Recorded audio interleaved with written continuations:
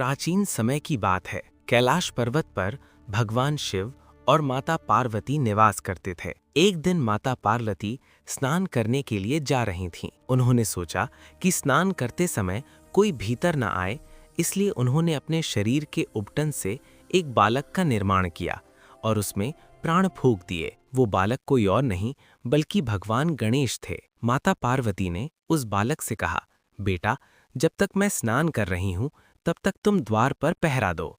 मेरी आज्ञा के बिना किसी को भी अंदर मत आने देना।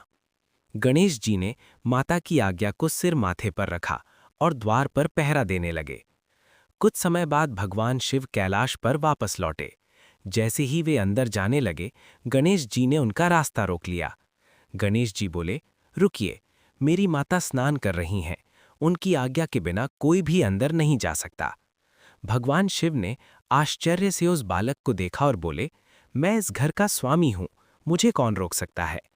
लेकिन गणेश जी माता की आज्ञा के प्रति दृढ़ थे। उन्होंने भगवान शिव को भी अंदर जाने से मना कर दिया। ये देखकर भगवान शिव के साथ आए नंदी और अन्य गणों ने उस बालक को समझाने की कोशिश की, लेकिन गणेश जी नहीं माने। तब भगवान शिव के गणों और गणेश जी के बीच युद्ध होने लगा। गणेश जी अकेले ही सब पर भारी पड़ गए।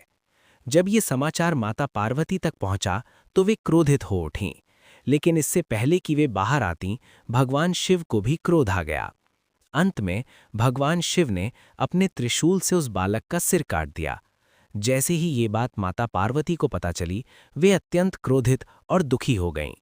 उन्होंने कहा, हे महादेव, आपने मेरे पुत्र को मार दिया। यदि उसे जीवित नहीं किया गया तो मैं संपूर्ण सृष्टि का विनाश कर दूंगी। माता पार्वती का ये रूप देखकर सभी देवता डर गए। तब भगवान शिव को अपनी भूल का एहसास हुआ। उन्होंने तुरंत अपने गणों को आदेश दिया, उत्तर दिशा की ओर जाओ और जो भी पहला प्राणी मिले उसका सिर लेकर आओ। गण उत्तर दिशा की ओर गए और सबसे पहले उन्हें एक हाथी का बच्चा मिला। उन्होंने उसका सिर लाकर भगवान शिव को दे दिया। भगवान शिव ने उस हाथी का सिर उस बालक के शरीर पर जोड़ दिया और उसे पुनः जीवित कर दिया।